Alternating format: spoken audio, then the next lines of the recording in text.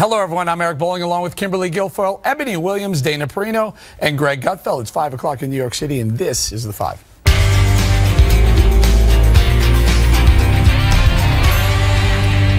2 weeks after winning the election, President-elect Donald Trump is laying out his vision for his first 100 days in office. In a new video posted on YouTube, Mr. Trump outlines his plan to put America first by focusing on jobs and boosting our nation's economy. Among his many goals, here are some of the highlights from the policy agenda. On trade, I am going to issue our notification of intent to withdraw from the Trans-Pacific Partnership. On energy, I will cancel job-killing restrictions on the production of American energy. On regulation, I will formulate a rule which says that for every one new regulation, 2 old regulations must be eliminated. On national security, I will ask the Department of Defense and the chairman of the Joint Chiefs of Staff to develop a comprehensive plan to protect America's vital infrastructure from cyber attacks and all other form of attacks. On ethics reform, as part of our plan to drain the swamp, we will impose a 5-year ban on executive officials becoming lobbyists after they leave the administration, and a lifetime ban on executive officials lobbying on behalf of a foreign government. All right, Dana, so a lot to unpack in there. I love the fact that there's, a handful of initiatives, a lot of them surrounding the creation of jobs or bringing jobs back here, repatriation of money, and unleashing the energy sector, something I think you and I both see eye to eye on, regulations in breaking some of the trade deals. Your thoughts on the economic effects of that? Well, and some of this he can do on his own, because he's got a pen and a phone now, or well, in 52 days.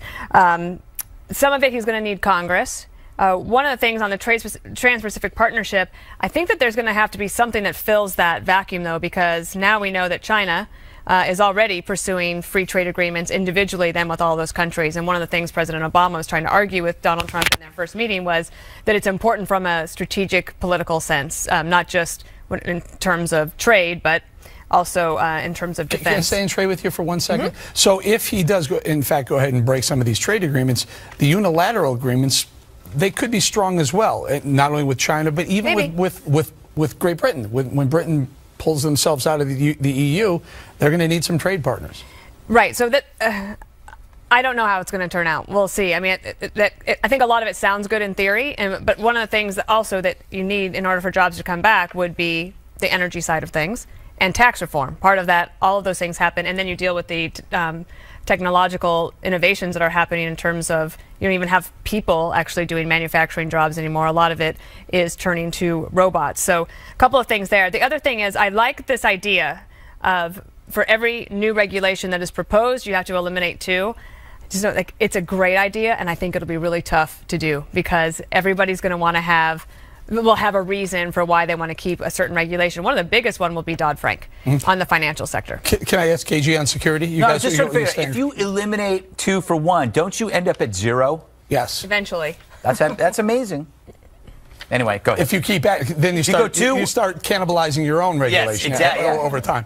KG, security, a lot of national security initiatives. Yep. Securing our infrastructure, I think, is an important one. That people say that we're under cyber attack constantly, our electricity grid and whatnot, and, and the various food and water supplies. Yes, and what I like here is just right away, like right out of the gate, hey, this is what we're going to do. We're going to focus on cybersecurity, keep America great. Like, he's getting it. He understands that this is one of the biggest threats in terms of national security. We've got to lock this down. And he said on national security, he was going to ask Department of Defense and Chairman of the Joint Chiefs of Staff to develop a comprehensive plan to protect America's infrastructure. So to me, that shows that he's really on the right page and he understands the importance of it, and it tells me that he's listening and understanding his briefings. Greg, you said he needs to get the wall started at some point. We noticed the wall is ominously missing from this plan. When should he start that? Maybe I think he's going to try. He's going to soften everybody up. He's like David Robinson. He's moving to the center fast.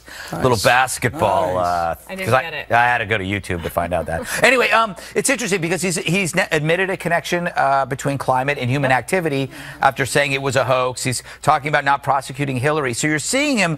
He's not. I guess my point is, liberals relax. He's not the crazy right-wing nut job that you think he is.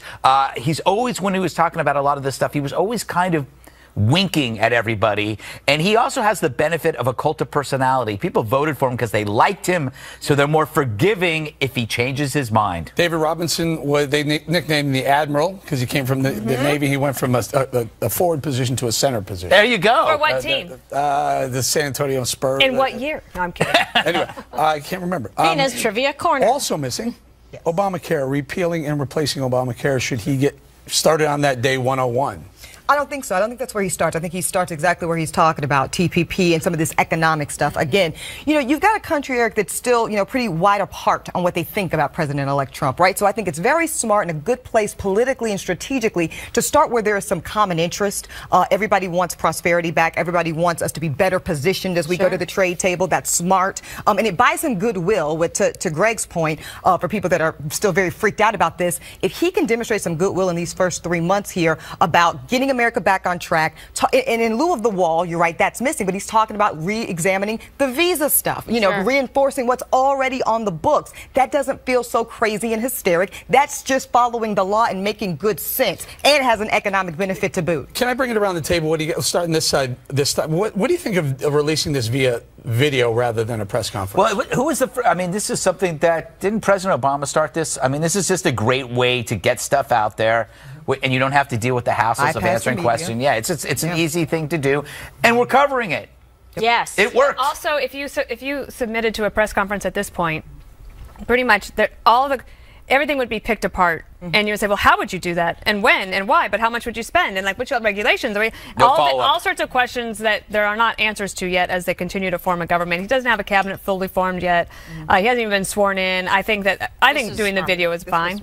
And it's a smart move, I think, based on what you just said. Yeah. And it's a good way to also, like I said, bypass the mainstream media in its totality. I know we'll get to it a little bit later about that contentious relationship. But this is great. To Greg's point, this is a very smart use of new media. I think Donald Trump is partly in the White House because of his brilliant usage of this type of media. And it's a good media place to start. Remember when he used to do those videos from his desk? Yeah. Like, was it years ago? And they were so poorly recorded, but he would be sitting there like this. Intimate. It's very intimate. That long ago. It's even while he was, running for president. Some of them came.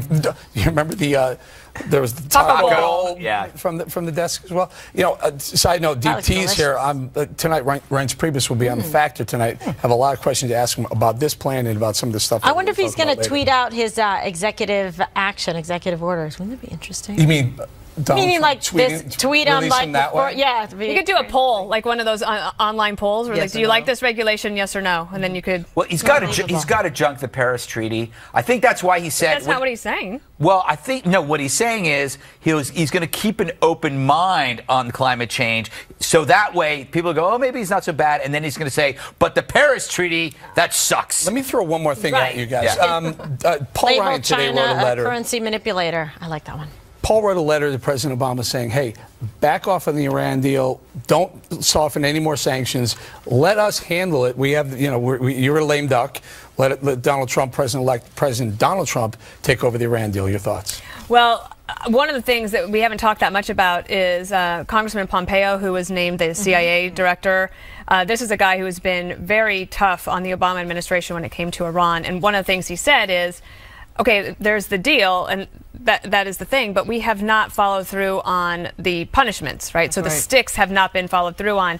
And Pompeo, I think because he's coming from the House, he's super well informed, by all accounts, a wonderful guy who could be helping on that side of things. And Paul Ryan also has been very adamant. Actually, all the Republicans on the Iran deal have been strong, and I think what they're concerned about are these sort of rumors that President Obama might be able to do something within the next 52 days that makes it he was going to, difficult. Right? He said I'm not exactly sure what he could do. I think he said that he was going to reach even further agreement with Iran as far as lifting further sanctions. I think this is a god-awful idea. Yeah, I know. No kidding. But there's a bunch of things that he can do, too, that he doesn't even need to go through Congress. And I think that's going to be important because people are going to be looking for like a manifest change and his leadership to be demonstrated right away. And there's a bunch of them that he can like tick off that I think, meaning off the list, that it would be great for him to get out there for people to see exactly the direction that he's going. And to that point, so he can also do a lot of stuff through, I think it's reconciliation orders and things like that, where he doesn't have to get the 2/3. He can just get a simple 51% majority. Since Obamacare Obamacare was pushed through that way. How you get it is how you lose it sometimes. Yep. So that's a good place for him to start with that type of stuff. You know what's interesting is he's tangling up the normal patterns of opposition where there used to be left and right. And when you bring up infrastructure, Democrats love to spend. Yeah. So when they hear infrastructure, they get very excited. Softens the power. So what happens to the conservative deficit hawks? What are those guys? So he starts to create these different oppositions that didn't really exist before. Well, we made a lot of fun of President Obama for shovel-ready projects that weren't there. So there's some work that needs to be done to figure out with the mayors and the governors what actually needs to be hook up that pipeline. Senior advisor Keystone pipeline. Steve Bannon, who's spent many years on Wall Street, went to Harvard, very smart guy, said, he makes a very good point. If you're going to borrow, if you're going to deficit spend, it's borrowing. Spend it on something. Do it when the interest rates are low like they are right now, and there's a lot of indication interest rates may be rising. Doesn't that make sense? Well, don't you think that? Don't you think the makes a lot of sense. But if Obama had done that, we would have crucified him. But that's the point, right, Greg? Is that Obama, the policy can remain somewhat the same, but the messenger does make a difference, and that's the sad truth. Yeah, well, I would have loved Obama if he cut taxes and got rid of the IRS. But I mean, his spending. Remember, we were going to shut down the government over spending.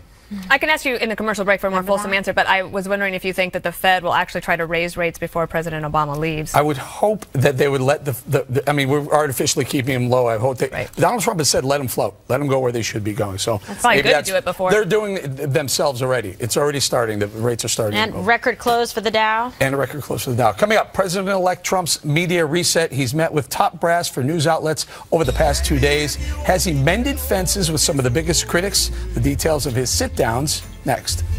New developments on President-elect Donald Trump's media relations. This afternoon, Mr. Trump met with top executives and reporters at the New York Times, a newspaper he has often referred to as, quote, failing. Earlier this morning, he had abruptly canceled the sit-down, accusing the paper of trying to change the ground rules at the last minute. The Times denied that charge. This comes one day after Mr. Trump met with TV news executives and anchors at Trump Tower in a session that some media outlets have described as contentious. After that meeting, however, senior advisor Kellyanne Conway described it as very cordial. Fairness is actually not having presumptive negativity written about you and always assuming the worst about you. And I think that Donald Trump has faced an unprecedented avalanche of critical coverage when he was running. And frankly, I think in part, he owes his victory to that. There was a backlash against the elites, a backlash against those who were telling Americans what is important to them. All right, so that was her sit-down with Megyn Kelly last night at the Kelly File. So what do you make of the situation, the storm that seems to be brewing continuously? Well, so I'm trying to figure Donald Trump brought the group over to the New York Times building. That was very interesting to me. Everyone had been coming to Trump over the last few days, but he went there, and maybe it's extending an olive branch to the New York Times. Yes, he said they're failing. Yes, he said they're, a bunch of things about them, but they've had some pretty unfair treatment of Donald Trump as well. Remember all those threats they made, that they had tapes and they had, tax, they had a whole bunch of stuff. So hopefully maybe there's some sort of, friendship being struck so that they at least cover the POTUS 45 fairly. They said they're going to try and do that. The TV executives was interesting to me. I mean, he brought them in there, and there are some that I would think that, treated him pretty rotten, but he, look, he's saying let's try and reset this media arrangement or relationship that we have, and I think it's a good thing. Hopefully it works. Okay, and Dana, yesterday, just hours after sitting down with the media outlets with a reset, essentially, said, let's start this over, let's sit down. Then this comes on the heels of it, the New York Times backlash. I think it's good, especially if he is, he was the one that was willing to clear the air. Yes. Okay, so that doesn't mean that there's going to be good relations all the time going forward. The relationship between the press and the government is naturally adversarial. I happen to have a pretty thick skin for negative coverage, but I worked for a president that also had that, and he'd built it up over many years. Thankfully, I never got yelled at, and usually he would say, oh, that article wasn't as bad as you thought it was going to be, even though there were plenty of bad ones. Because I had a rule, I would always read the article twice before I complained to the reporter. I would just say that's if you're in public relations, it's kind of a good way to deal with it. There's another reason that I don't think anybody has really brought up yet for him to have good relationships with the media, and especially the New York Times. There will come a time during his presidency when the paper or another media outlet will get information about a top secret situation, whether it be a program that we use or people that might be on the ground somewhere. And the media likes to uncover these stories. And there will be times when the administration will have to go to the executives of those media organizations and make their case for why there is a national security risk for that information being made public. The media has a very high bar for that. The Bush administration didn't always clear it, and I think that actually led to a lot of harm and hurtful to efforts to fight terrorism. They would deny that, but I think that's true. It's interesting, the relationship there. All right, so Greg, what do you make of it now? How's this been handled? Is this the right approach? Well, okay. We know one thing about President-elect Trump. He cares about what people think, and it bothers him. Criticism bothers him. He gets upset. He also likes strange new respect. He likes it when people that don't normally like him end up liking him, so maybe he's trying to figure that out. It's easy to go after the media. We do it all the time. They take things out of context. Every one of us here has had stuff taken out of context by certain organizations, and it pisses you off. Yeah. But we've also mocked President Obama for being so thin-skinned over Fox News. I think I'd done 4 monologues on that about, every time he'd mention Fox News, we just go, oh, grow up. And there's still time. But, but then I have mixed feelings, because then I think the more time Trump spends doing this, maybe the less he'll spend, spending.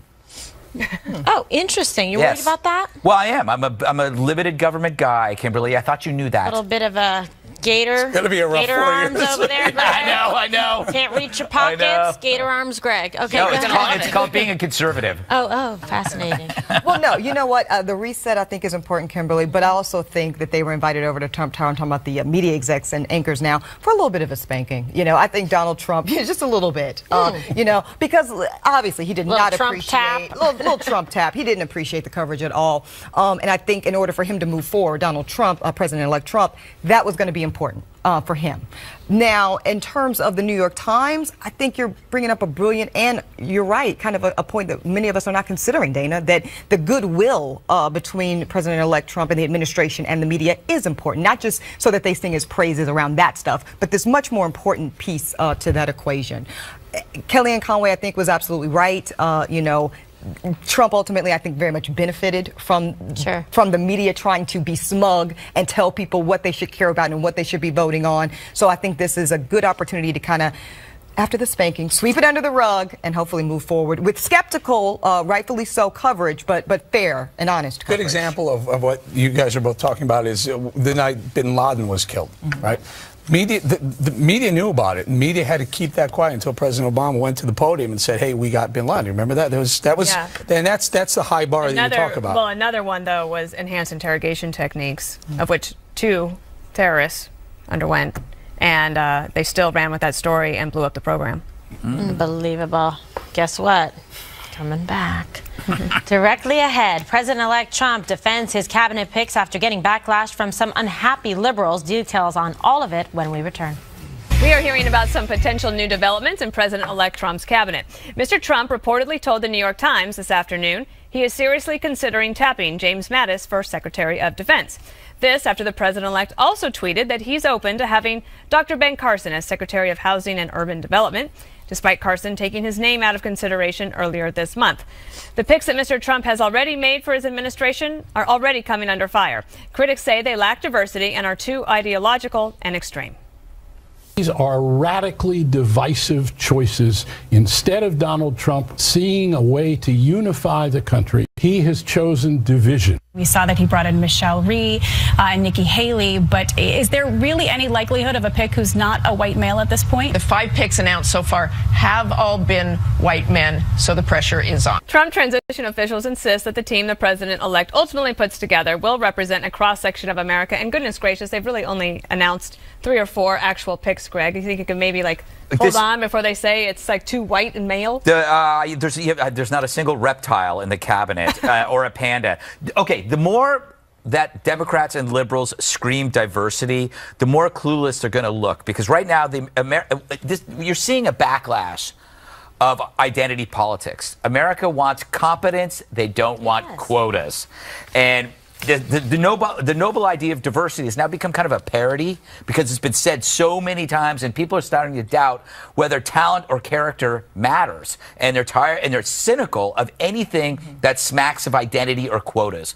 So I think the more that they do this, the more Trump wins by ignoring it. I think it's important, though, to point out, Greg, that those two are not mutually exclusive at all. Right. Certainly, people can be both competent and represent a diverse perspective and experience. I agree. Absolutely. And look, to Dana's point, it's been 3 or 4 picks. So, and I'm going to say, I am personally very concerned about Senator Jeff Sessions and Bannon. However, I am hopeful, and I will remain that way until I have further proof to feel otherwise around the fact that there are other names in consideration. I know Michelle Reed said that she is not actively seeking something in the cabinet, but she didn't say she wouldn't take it. Also, there's Hawaiian Congresswoman Tulsi Gabbard. She's a vet.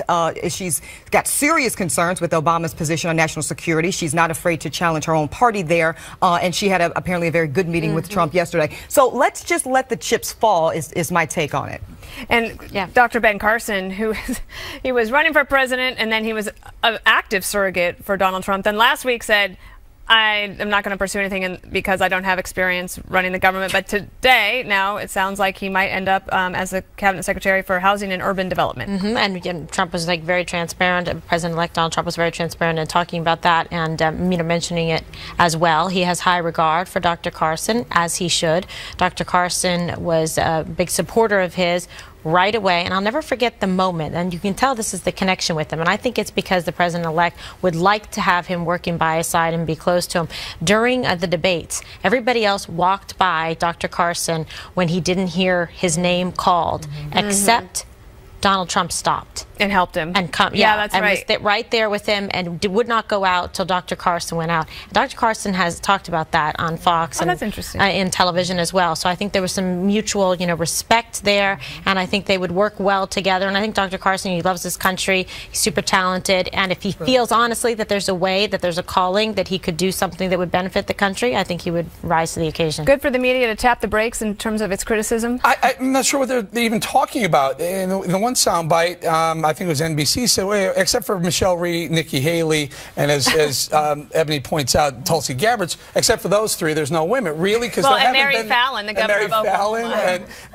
But if you question whether or not Donald Trump will hire the most competent person versus whether it's a male, female, black, white, gay, straight, it doesn't matter. Look at who he surrounded himself as his closest advisors. It started out with Hope Hicks from day one. She was there right next to him. He brought on Kellyanne Conway to be right next to him throughout the process. Ivanka was there. I think Ivanka was his strongest surrogate. He likes strong women around him. So stop with at least the gender. Now, Ben Carson came along early. Donald Trump will put on the most competent people, and I'm sure and maybe they're going to say, hey, there needs to be more diversity, but as far as his cabinet goes, put the most important people, put the people who are going to make the country the safest and the greatest. Equality of opportunity, but not of result. Right. Choose the best people. Yep. So it looks like they're going to wait till after Thanksgiving, so everybody should be able to enjoy their turkey day. Oh, wow. Before they get more information. It was definitely keeping me up at night, I'll tell you that. You worried? Much. Yeah, I don't think I was going to make it. All right. What are you talking about? Well, I think that's all that we have on this because we don't have any more picks to talk about, but we will continue to follow that story. Directly ahead, big developments on President-elect Trump's campaign promise to prosecute Hillary Clinton for her various scandals. Details when the 5 returns. President-elect Donald Trump says he is not taking the possibility of prosecuting Hillary Clinton off the table. According to the New York Times reporter who met with Mr. Trump earlier, he said, quote, "It's just not something I feel very strongly about." The president-elect also telling the Times he doesn't want to, quote, "hurt the Clintons." The remark comes shortly after his senior advisor, Kellyanne Conway, said Mr. Trump will not pursue criminal charges against his former rival on her scandals. So, Eric, do you think this at all hurts President-elect Trump, with particularly his base and his followers who, very much seem out for blood for Hillary Clinton? Or do you think at this point he's won, he is talking ambitiously about his first 100 days, and they are also going to give him permission to move on from this? I don't think this is settled. I don't think Donald Trump has moved on. I think what he said is he's not interested in pushing for a special prosecutor, which means that the investigation will continue to go forward. I'm not even sure he can say it's going to stop right now. I think the FBI would want to continue the investigation. But again, Reince Priebus tonight at 8. I'm going to ask him, does this mean it's over? Is it all over? Are you going to continue? What if there's new evidence? Well, it's the purview of the Attorney General, and if it's Senator Sessions that takes that position, then he's going to review the files and the different cases that are pending and determine, what track, what should go forward, et cetera. That's how it's going to be, an effort. It's not that the president has the authority to directly order the Attorney General to appoint a special prosecutor. So, but he could, though, couldn't he? Couldn't a president ask the Attorney General to appoint a special prosecutor? Well, it doesn't necessarily work exactly like that, to be honest. The thing is that's going to be important here is that also Congress is going over this, and that's going to be the direction that I think it's going to take. I don't think that President-elect Trump is going to step in the way of anything like that. He's just saying that he is not personally going to direct or continue, but there are other avenues that legally and lawfully can be followed. And for clarity, KG, it would be premature, to Eric's point, that President-elect Trump would definitively be able to make any statement around that. Right. Okay. Now, Greg. So I think it's a good statement. It's just a fair statement. So, Greg, you said you don't like spending money. Do you have concerns about Hillary Clinton costing America more money around this, in all seriousness? Yeah, I mean, it just proves that campaign rhetoric is all lies. This was for the base. This was red meat. And then once you're in office, the red meat turns into tofu. Breitbart, check out the website. It ain't happy. They called it a broken promise. But you know who's really upset about this? Bill. he almost had the place to himself. Now he's got to take his name off Tinder, and he's got to return all those leather goods. Okay. Is that true? Yes. The leather thing? Yeah. There's a discount place I can hook you up with. No, not for me. Dana, do you think people in general care about this, other than kind of this red meat base? Do you think America wants to see Trump and his administration spending time and money on this, or do you think they want him to move forward with this agenda, or do you think both? I don't know. I guess we'll have to see. I mean, this is a long way from lock her up, which was the chant at all of the rallies since right before the convention. But I think for his base, winning was enough, right? So they're like, fine, and they get to wake up every morning and they realize, oh my gosh, my guy is going to be the president. So they don't want to see that. Plus, from a PR perspective, I see it both ways. For the Trump campaign, or I should say future administration, if they continued, let's just say that it all continues, and the House and the Senate are pursuing their investigations, it will be headlines for as far as the eye can see. Every week there will be another headline. Do you really want to take up front page space talking about Hillary Clinton every week? I don't think so. However, if you're Hillary Clinton, do you want in the history page, in the Wikipedia page forever, that Donald Trump was actually so benevolent that he made sure not to prosecute you, and you're sitting there thinking, well, wait, I didn't do anything wrong. I'd rather have my day in court to prove I didn't do anything wrong. So I think it cuts both ways. And I think to that point, a lot of people are saying President Obama would be doing her a disservice if indeed he did offer a pardon in advance. I should probably take it. What was it? One in the hand is better than two in the bush, right? If you get that pardon, you'll take the pardon before you take a chance on winning. Do you know that you can pardon people for for prospective things? Yeah, the Supreme Court decided that. You're absolved. For crimes not committed, for things currently in prosecution. Things you might do. Things you might think about doing. How about that, Greg? You might need one of those. I was just thinking that. President-elect Trump should nominate her for Supreme Court Justice.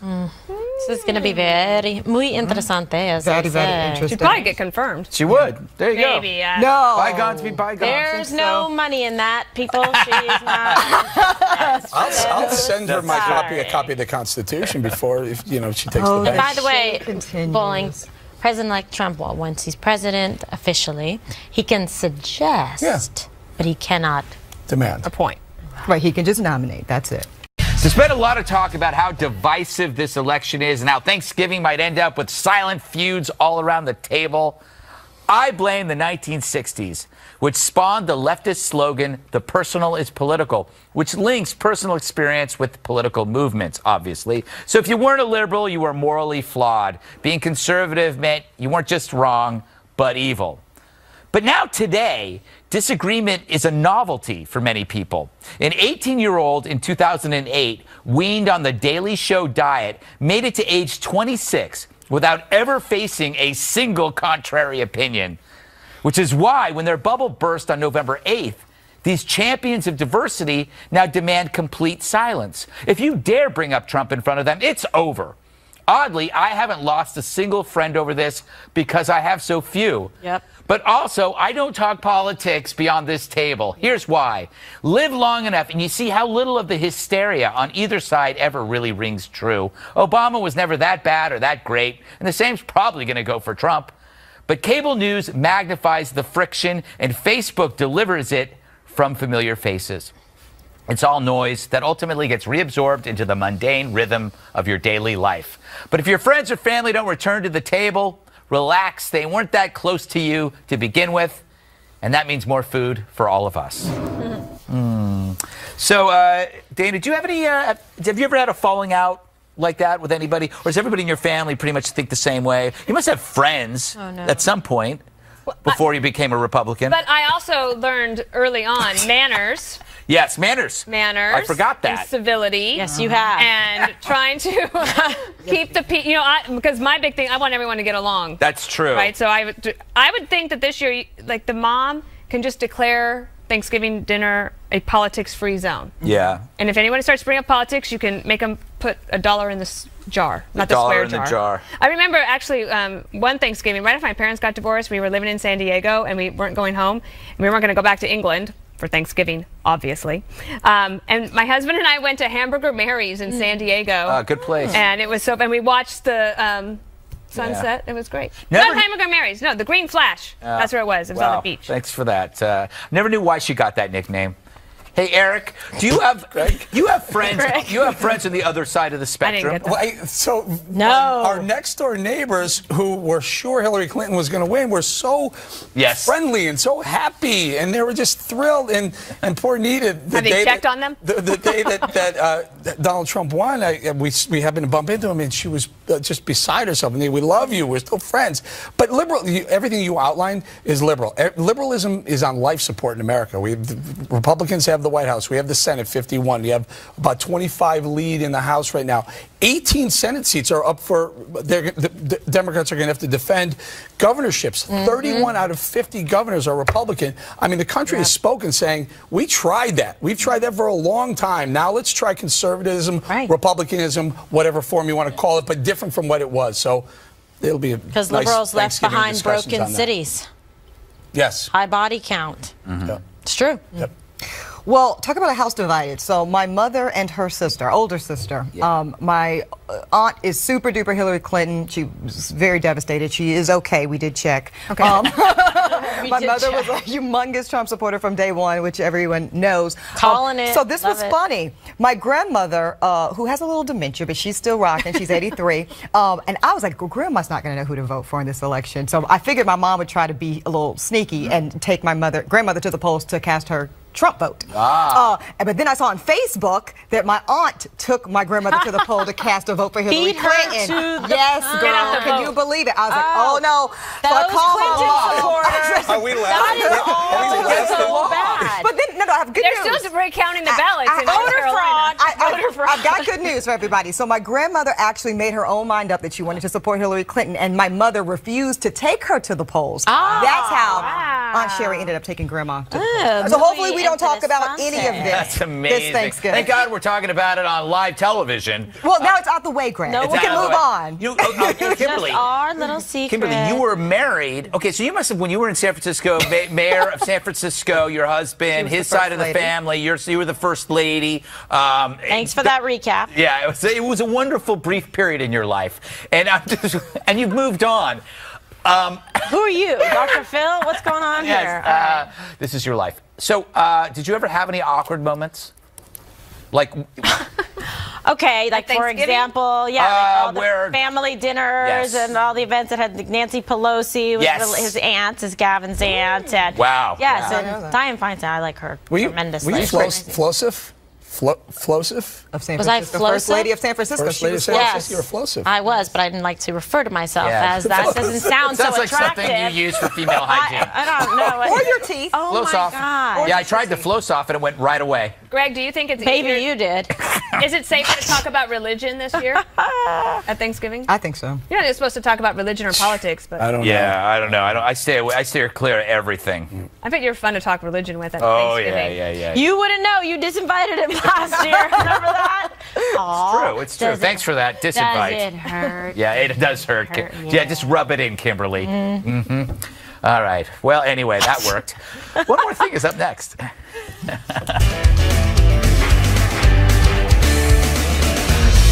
Hey, time for one more thing. I'll start it off. You've heard that. Obviously, you've heard that Reince Priebus is coming on The Factor tonight. I'm hosting The Factor, but I'm going to go through, and Kimberly's on as well. But I want to ask him about the Clinton prosecution. I'm going to ask him about the alt-right movement and the Trump response to that, and the media meetings. Those are something I really want to get into because he's been at the center of all those. I'm going to lay off transition maybe a little bit towards the end, but we've heard a lot about that, so make sure you check that one out.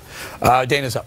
Okay, so ever hear of LinkedIn? You know, Yes, I have. But if LinkedIn drives you crazy, check out Rally Point. Rally Point is for active duty military and veterans. It was named by Forbes as the #2 veteran-founded startup. So if you want to network amongst the military, or if you're an employer and you're looking to hire some really great people, this is a place you could go because they just accepted their millionth registered member. So Amazing. Rally Point is it. I did a Q&A with them today. It was a lot about politics and Jasper book. Of course. Rally Point, we did one with them a year and a half ago, and they've grown tremendously. So if you are in the military or retired, or if you're an employer looking for good people, Rally Point is just an amazing place. And it was so civil and nice. Oh. Fantastic. That's good stuff. I like that a lot, Dana. All right, Oh, Gregory. Thank you. All right, let's do this thing here. Greg's nutrition tips. You know what? Half-hearted. Finally. Yeah, what happened to with Velcro?